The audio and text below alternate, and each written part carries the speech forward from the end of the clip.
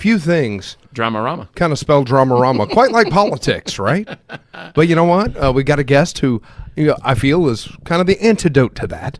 Wow. I like the guy seems drama-free. You've had a lot of great things to say about him. I'm excited to talk with him. So this is great. I'm very excited to have the gubernatorial candidate from the Libertarian Party for the state of New York.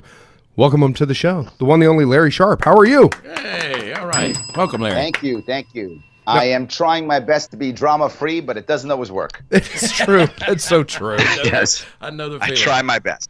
Well, Larry, thus far, I think you've been doing a good job because you are kind of a common sense guy. You have very well thought out ideas on different topics, but there's always a basis in reality, a basis in common sense there. Well, yeah, look, the reality of it is I'm a business guy, right? I'm the only guy running who is not a politician. So what does that mean? That means I look at things like a business. And right now in New York State, we've lost over 100,000 people every single year for the past 8 years. So many, it equals 1 million people leaving our state. Wow. Now, if I was a CEO of a public company, and I've been an officer in public companies twice temporarily, so if I was an officer in a public company and I'm losing 100,000 customers every single year, wow, I'm a bad CEO. Right. Oh, my God. Right. Now, yes. So the number one thing I need to think about as someone who runs an organization is I need happy customers. Happy customers is number one. If I have happy customers, then they come back. If I have happy customers, they tell people about it, et cetera, et cetera. Happy customers is what matters. Right. So what am I concerned about in New York State? Happy New Yorkers. Right. If you're a happy New Yorker, you stay in New York. You don't leave. But not just that. You build your family, or you build your business, or you retire here, which is what I want to do. Because in New York State, we have a bigger problem, and that is we are the largest unionized state in the entire country, and a huge chunk of the people who retire with those pensions leave New York State. They're going to North Carolina, South Carolina, Tennessee, Florida. They're out of here. Yeah. Yes. Yeah, down here we call those snowbirds. Yeah, they migrate down here to us on the Gulf Coast. Yeah, we know them well. That's correct. In North Carolina, South Carolina, they have a name for us also. They call us halfbacks. We moved to Florida and halfway back. Yes. That's true. So they even have a name for us there, too. So it's crazy. Now, the problem with that is these are New Yorkers now who are paying pensions right now to these people, and these people aren't spending their pensions in New York State. We are literally paying people to be in other states. Wow. In fact, Rick Scott, your governor of Florida, actually thanked our Governor Cuomo. Thank you so much. You're sending all your money down here. Right. Yes, true. And that's our fault. Look, I don't blame the people for going to Florida. They're going to what makes the most sense for them. It's my job as governor to say, hey, let me make a better state so you want to stay here. That's the entire point. Right. And this, by the way, is one reason why I support the vaping industry so much. Look, I'm not a vapor. I'm not a vapor. I've never vaped in my life. I never vaped, smoked. The only drug bad habit I have in any way, shape, or form I see is caffeine. I do love my coffee. Right. That I love. But that's my vice. That's a good thing, though. Yeah. That's if you're not a smoker and never a vapor, we applaud you on that. Actually, that's a great thing. Yes. Well, the funny thing is, people say, "Well, Larry, then why do you support the vaping industry so much?" And if you watch my campaign, I will very often do events in vape shops. I will draw people to the local businesses, and that's the reason. Right. Vaping is a great industry for several reasons. Number one, every vape shop owner I've ever met started their store because vaping in some way, shape, or form helped them to break a bad habit. Right. Whether that was overeating, whether that was smoking, whether that was any other thing. I've heard people who actually used vaping to help get themselves through withdrawal of opioid addiction. Oh, wow. So I've heard that more than once. So I see people using vaping as a way to stop bad habits, which means it is by default harm reduction. And harm reduction means better, happier New Yorkers. So I'm good with that. But more importantly, the guys and gals who are starting these stores, it's a passion project. Most of them are spending 1 or 2 or 3 years at a point to where their employees make more money than them. Right. Because they care so much. Yes, all the time. This is a common thing. Right. And this is the entrepreneurial spirit. Right. That spirit is not just a vaping spirit. That spirit is in everyone who wants to be a serious entrepreneur. That's an American spirit. That is an American spirit. I think that one thing I love about vaping is how there was a problem in the United States that wasn't being addressed successfully with the alternatives that were out there for harm reduction when it came to combustible cigarettes. And the American people came up with an idea themselves. Instead of anyone else, the homegrown guys came up with this solutions and something that worked, and they're passionate about it. And that's as American as it gets. So what you're saying is the American people improvised, adapted, and overcame. Exactly. And I think Larry Sharpe knows a thing or two about that. You know, Marine Corps me. Yes, absolutely. Well, you are a Marine Corps veteran, so I am. That's true. Yeah, I mean, so yes, no faulting you for taste as a former airman. No faulting you for taste, but no. I'm sorry. I'm just saying I was in the military. You're confusing it. There you go. Bachelor's degree at anthropology, University of Maryland, and you have been a business owner yourself. You have created jobs. You have gotten out there and been a success. Founder of Prime Distribution, which is then sold. Now you have your Neosage group. I want to be clear. I've also been a failure. I have both succeeded and failed. The crash crushed me. So I know what it's like to fall on your face. I know what it's like to pay your employees and not pay yourself. Right. I know what it's like to have to pick yourself back up after falling down hard. Right. I know that. And I've seen the vape shop owners and how many of them struggle, and then now the government makes things harder. It boils my blood that I have someone who's trying to make themselves better, trying to help their community out, and the government is the one punishing them. Right. If the market and the consumers punish you, I'm okay with that. As you say, adapt, overcome, and serve your customer. Right. I'm okay with the customer beating you up. I'm not okay with the government beating you up. Right. And that really drives me insane on a personal, because I've had that happen to me too. Yeah. And I get that pain. Absolutely. But I want to touch other aspects you mentioned, the homegrown piece. The other thing I like about the vaping industry is it's an industry where you can all of a sudden go into your garage or basement, come up with a decent product, and sell it and make money. Right. What's more American than that, Right. Yes. Supply and fills a need that the community needs, and make money doing 100%. It. Yeah. And the second is another thing. I know I'm preaching to you guys, maybe you know this, but I want you to know that I get this, right? The next thing I notice in every vape shop is every shop I go to, there is one of three types of things. There's either TVs or couches or video games or something like that where people can sit in there and chill out and talk. It's the barbershop of the community. Yes. It is. It's creating community. It's creating a support structure, specifically for people who have a bad habit they want to end. And when you want to break a bad habit, one of the things you need is community. Yes. So support. Why would I want to stop community in an age where everyone's spending all their time on a phone, on all their days in front of a computer, when I have something in someone's neighborhood who they can go to and talk to real human beings face to face about real problems and issues, and people who have fallen down and made mistakes, and people who are sitting there saying, I wish I hadn't started this, I wish I hadn't started that. Now they can commiserate and make us feel better. Right. These are the reasons why I support the vaping industry so much. But I got to go one step further. And this is a piece that people don't understand. The vaping industry, particularly in New York State more than other states, because New York State really hates new things. New York State's all about old money.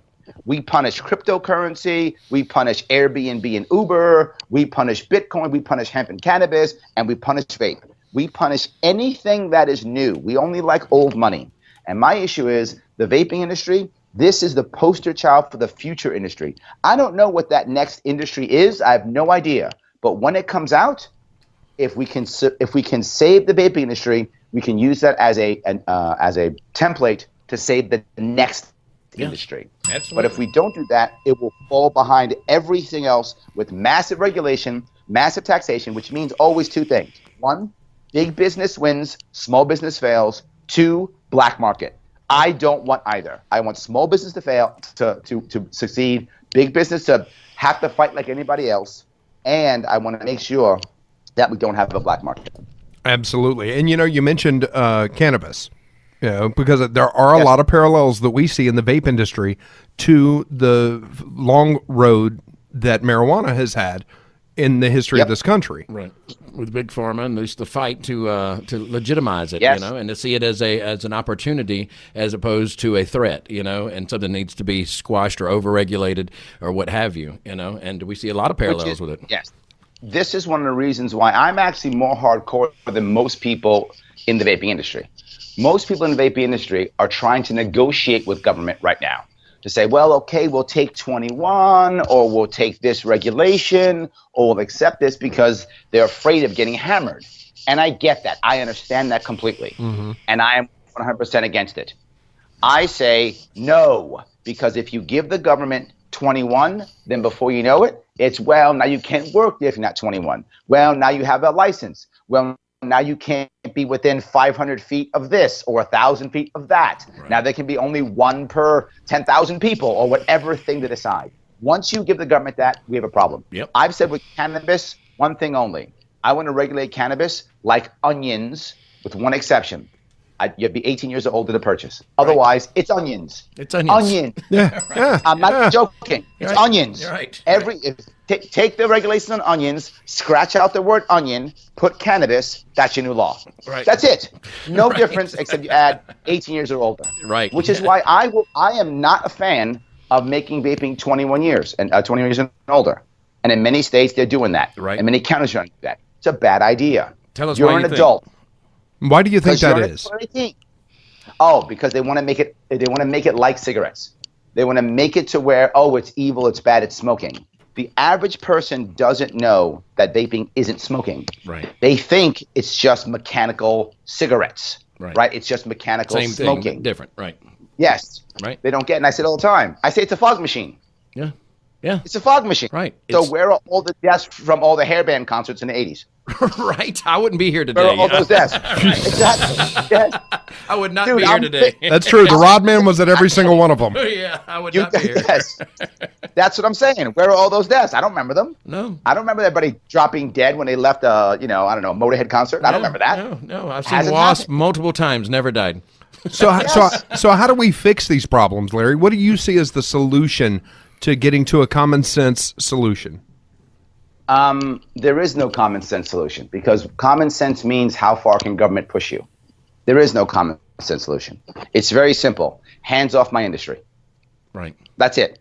I am hardcore. I know people don't like it, but I don't care. I am hardcore, because this is the beginning of how they crush every industry. Right. Then before you know it, and look, other states are bad too, but New York State is one of the absolute best when it comes to crony capitalism. When it comes to my buddy getting a license. I'll give you the example that I just love. This happened with cryptocurrency.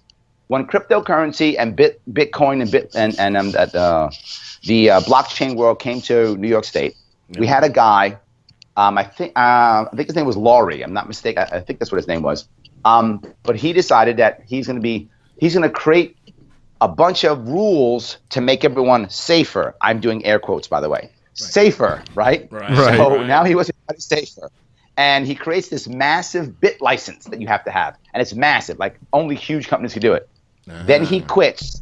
And becomes a consultant for people who want bit licenses. Of course. Licenses.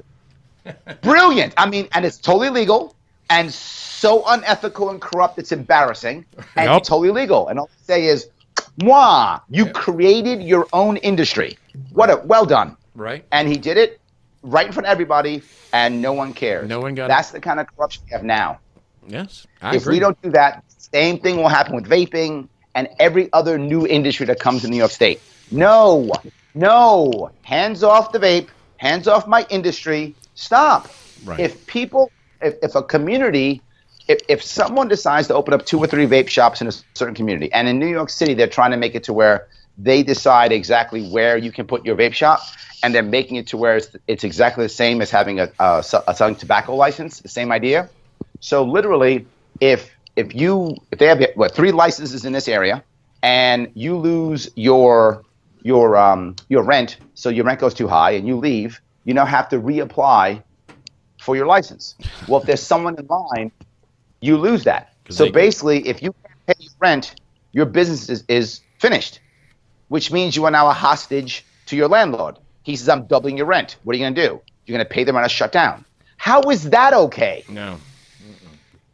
This is why I'm so adamant against this. Right. If we do this, the future is and more importantly, and this is totally selfish for my own state, I want the youth to come back to my state. They are leaving New York, they're getting educated, and they're going someplace else. Industries like vaping and others like cryptocurrency, like hemp, these are industries that draw the youth. Right. I want them. If you look who's working in vape stores, the vast majority are under 30. Right. The vast majority are under 30. Not all the owners. Many of the owners, right? Many of the owners are actually older. Some of them aren't. Some of them in the 20s too. Right. But the vast majority of actual workers, they're under 30. Why wouldn't I want them coming here? And then find the guys who, and I do it all the time when I do I'll do a go live on Facebook when I'm doing an event in the vape store. I'll say, look at all these products on the shelf. I bet half of them come from a small mom and pop. Yeah. And many times that's true. So now mom and pop is helping mom and pop, and almost always that mom and pop is actually in that community. Why in the world would I stop this? Right. This is insane. Right. It's nothing but good, and we're hurting ourselves because of fear.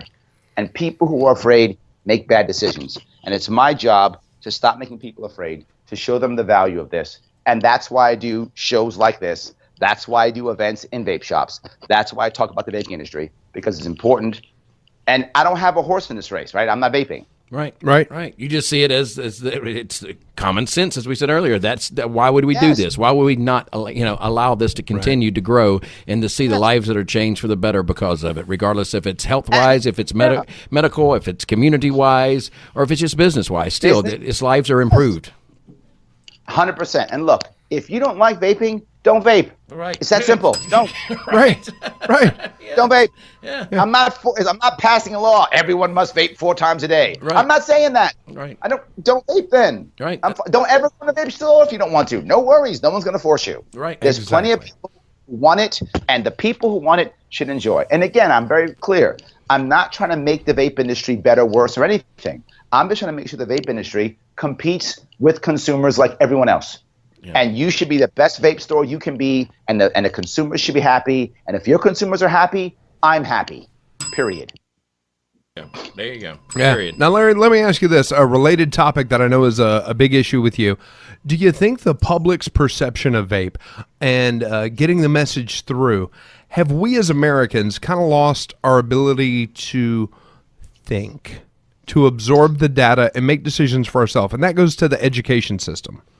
Do you think that maybe people have been trained on what to think rather than how to think? There are 2 things you find with that. One of them is political and one of them is educational. The political piece, and that is we have a left-right paradigm which says, I am on the left or I am on the right, and if you're not on my side, you are evil. Right. Done.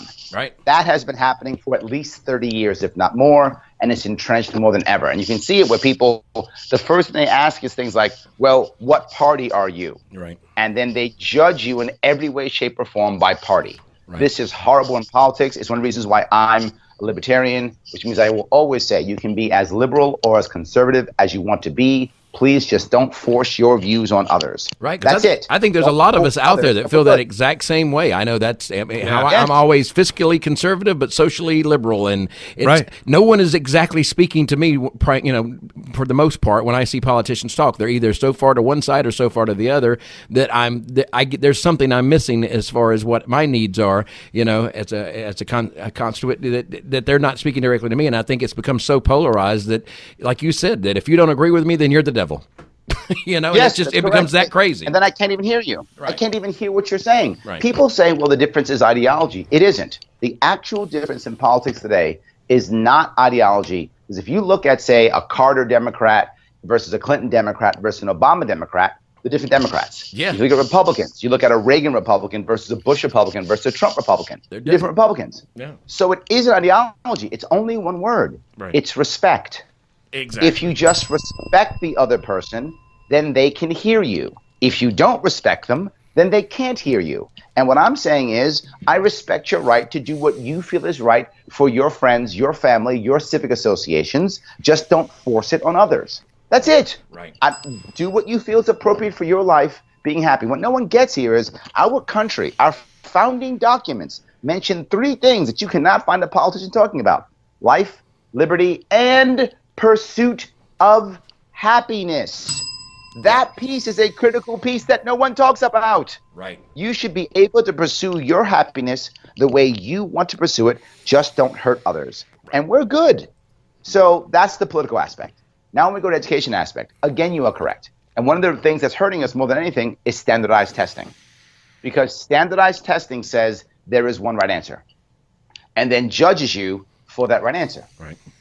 And very often, as you know, life is very rarely black and white. It is very often gray. Right. Yeah. And not only is it often gray, it changes a whole lot faster now than it's ever changed. Right. So even if there was a black and white answer today, that answer might change in 2 weeks. Exactly. Right. Yeah. And that happens all the time in life, in business, in science, in politics, in family. Any way you want to put it, that's true. And these tests don't help. So one of the things I'm going to do in my education system is remove all standardized testing until high school. There you go. Now, if you do that, several things. Number one, it is an unfair way of grading teachers. It's an unfair way of rewarding schools. And it makes kids who are 10, 11, and 12 years old feel stupid if they can't take tests well. Right. And why would I want to do that to a 10, 11, 12-year-old? Why would I want to create a second class of student in elementary school or junior high school? How horrible is that of us to do that? I totally Terrible. agree. In fact, I just saw something the other day where it was three of the big thinkers of our generation. You know, it was Elon Musk, and it was three of them. I can't remember the three, but they were saying how that they saw the future. In the next 10, 20 years, that really the creative thinkers being the biggest asset to any company or any country for that matter, or what have you, because we can program the computers to do the work, but we need creative thinkers to actually come up with the things to move us forward as a community, as a country, as a people. And the thing is the testing that you're referring to, exactly, it doesn't leave room for that creative thinking, which is highly needed. The critical thinking and creative thinking is highly needed, I think, right now. And I think it takes those things out of the equation because it's black or white. It's yes or no. Either you do or you don't. Well, that is not the way a creative thinking person operates, honestly. Right. And then you look at the way the public generally perceives vape. Vape is good or vape is bad. Right. You see it. Yeah. That's how it transfers over it's to like, it. I don't want my teen vaping, but I think vaping's good for adults that need get off cigarettes. But so many people can't have an open discussion about it because they go, well, no, I saw on TV it's bad. I saw on TV it's bad. I saw because they've been trained to think that way. 100%. Instead of going, it may be good, it may be bad, but why don't I decide if I want to do it or not? Right. Done. Right. That's it. That's it. And if you think it's bad, I'm actually not against if you think vaping's bad. I know that's not true. That's fine. I'm okay if you want to believe that. Just don't stop someone else. I go back to that same thing. Right. If you think vaping's bad, don't vape. Right. No one's forcing you. This is the thing that drives me crazy. If someone wants to pass a law, you must take, 3 tokes every 5 minutes, fine, I'm against that law. But unless you're going to do that, I don't care. Right. It's got to be 5 or we're just joking ourselves. Yeah. If it's not 5, I'm not in. I mean, it's got to be at least 5. Right. Yeah. But no, you're If you're we're so going right. to punish, let's punish correctly. So yes. Well, let's talk about how do we get these things enacted. Now, you ran for the Libertarian Party. You were nominated, for the vice presidential position in the 2016 election. Real strong showing there. Didn't make it. I would vote for him. But a lot of people did though. I lost that by 31 votes. Not that I'm counting 31 votes. I'm not counting. Right. So stop saying I'm counting. And now you're running for the governorship of New York. November 6th, the election happens there in New York State. How do we get you where you need to be? Look, if you want to help out, remember something. If you're in New York State right now, and this is if you're New York or not New York, here's something to remember. This is the most important election as a single election in the entire nation. And I'm not joking when I say this. I'm very serious. Why? Imagine for a second if a libertarian wins in New York State. Yeah. That will change the entire nation overnight. Every third party will go, oh my God, we have a chance. We can actually win as a third party? Yes. Every Republican and Democrat will go, oh my God, we have to stop just throwing mud at each other and actually come up with some answer. Yeah. And make them come to that middle. Yes, we have to. Not just we can, we have to. Most of them don't care. So they actually have to, right? Because now people go, well, I don't have to vote just R or D. I go to county fairs in New York State. I've been doing this for over a year. And say I go, as an example, to a basically red county, right? I go to a red county fair. Right. You know what I'll see? I'll see a Republican table empty because you're going to vote for me anyway. Who cares? Right. I go to a blue county fair. What do I see? A Democrat table, empty, because you're going to vote for me anyway. Right. Who cares? I win this thing, that changes. Now they have to actually do something for you. Now they have to show up and try to earn your vote. They can't just go, I'm the red team or blue team. I've got the right jersey on, so vote for me because the other guy is evil. Right. That goes away. This changes overnight. And other people who are talking about, look, right now government's all about, I win, elections have consequences, I will now impose my will upon you. Right. But I don't talk about that. Mine is, I win, now my job is defend the rights of the individual against the local bullies that constantly pop up. And local bullies are the worst bullies. Yeah. But right now, those bullies are literally part of the establishment, and they're enforcing the king's will. Yeah. I want to end that. Yeah. This will change everything. Yeah. But even if I come in second, if right now in New York State, to the opposite of, say, like Oklahoma, right? Oklahoma is a very red state. Right. So almost every time they do statewide elections, senator, attorney general, lieutenant governor, anything that's statewide, in Oklahoma, red team comes in first, blue team comes in second, no change. In New York State, blue team comes in first, red team comes in second, no change. Right. But if you actually take the time this time to vote gold, vote Libertarian this time, there'll be change. Because if I come in first, as I said, it changes everything. But if I come in second, there is literally a microphone in my face every single day saying, holy crap, Larry Sharpe, how did you do that? Right. Yes, exactly. Yes. You get their attention. And when they say that, I will start talking about, I cared about happy New Yorkers. I cared about supporting new industries like the vape industry, like cannabis. I cared about getting people to come back to the state. I cared about the youth. I talked about supporting and making smaller government and giving people individual rights. I spoke about that, and people voted for me. Yeah. I spoke about the key issue is not me enforcing my will, but allowing people to pursue happiness, and here are the rules and regulations and ideas and concepts that I came up with, and I can keep pushing all these ideas, and they will move forward. So you still get change either way. Did you happen to see my interview on Joe Rogan? Yeah, actually, yeah. And I thought you did an amazing job. And honestly, I was kind of disappointed that Joe didn't get what you were saying more, because usually he does. No, that was my fault. I was unaccustomed to speaking to someone who was not a New Yorker and didn't get how New York worked. The questions he was asking me were so obvious to a New York State person that I didn't get, that he didn't get them. Like, he was about less money teachers. New York State's in Oklahoma. New York State, our average teacher makes $80,000 a year, and they're unionized. They're not going to go down. Teachers can't get less money in New York State, and shouldn't, and won't. So that's a non-issue in New York State. So when he spoke about it, I didn't get what he was talking about. I couldn't understand, because it's a non-issue in New York State. So many things, it's my fault. I really should have known my audience better. So I take full responsibility for that. My point about the interview is, at the end of the interview, if you remember, he actually said, Larry, you have great ideas. You better lock these ideas down. Do you remember that part? Yeah. And I said, no. Remember what my answer was? I said, take them. I hope people take all my ideas. Please. I'm the only guy in my campaign now. I'm the only guy with ideas. And I'm saying, take them all. If you notice, every go live, every video I do, every podcast I do, I tell you my plans. Right. Anyone could take them if they want to. I'm not hiding them. They're on my website, LarrySharpe.com policy. They're right there with the white papers and everything. It's there. Please take them. That would be amazing. Yeah, right. I don't need the credit even. I don't even need the credit. Just take them. Yeah, just do it. Lie. Say you thought about it. I'll go, yeah. Oh, you're brilliant. Just do it. That's fine. Right. What I want is happy New Yorkers. Right. I want happy New Yorkers. I don't want to move. I mean, that's selfish of me, and I don't care. I don't want to move. I agree. Moving trucks in New York are expensive. No one wants to do that. Right. Yes, absolutely.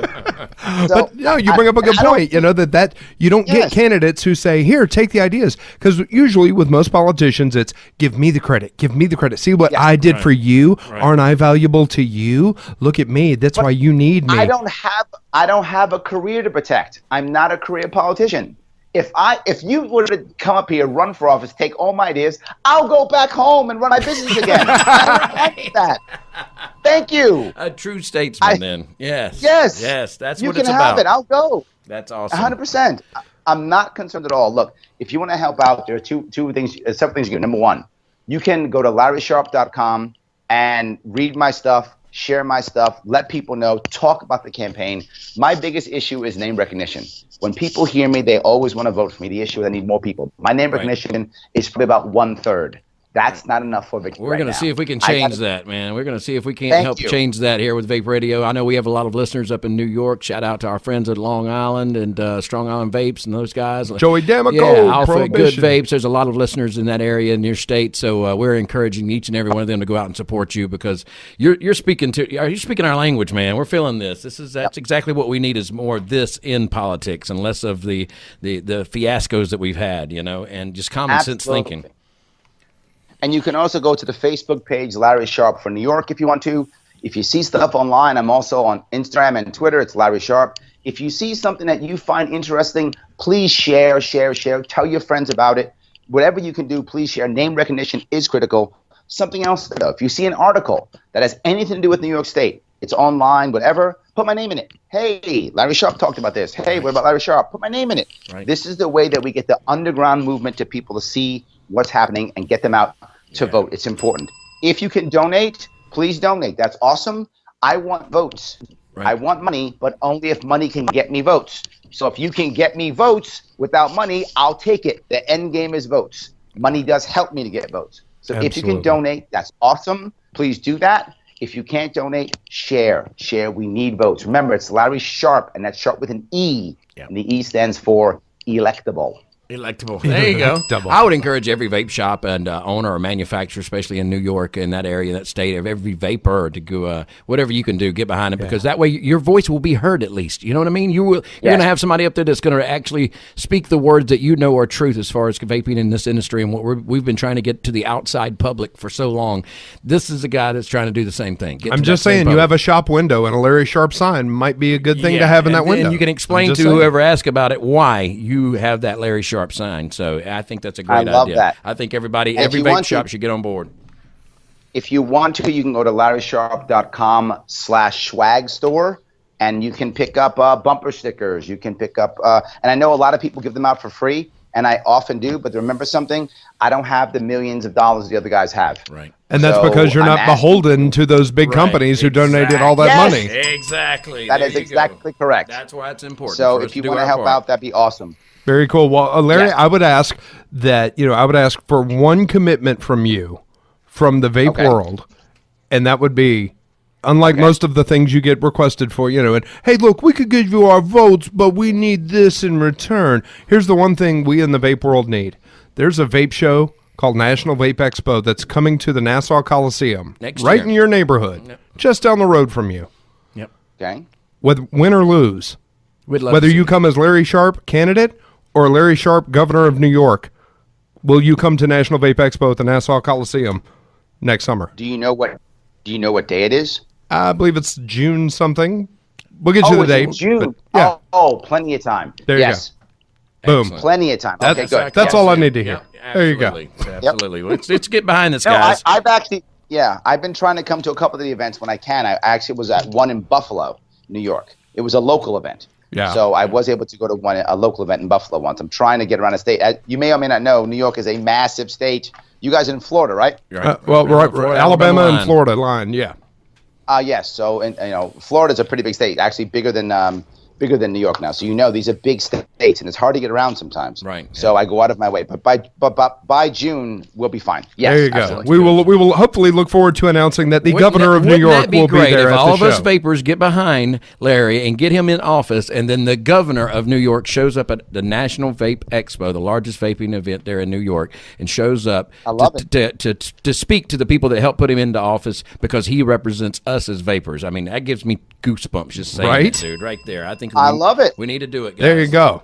So, all right. Well, Larry Sharpe, get on board. Thank you so much for taking the time to talk to us. We really appreciate it. And again, people can go to Larry Sharpe with an E for electable. Yes. .com. That's right. Yes. And again, load up, get the t-shirts, get the bumper stickers, and get that out there, especially if you are in New York, but even if you're not in New York, you can still help spread the message. You can spread the word. Absolutely. Maybe you've got friends who are in New York and you can talk to them about maybe they haven't heard Larry's message. Tell your friends who are in New York. Right. To get out and vote. I love it. Thank you. Yes. Yeah. We always get asked, how do we change things? How do we change things? We get asked that all the time, Pablo. Yeah. This is how we change things.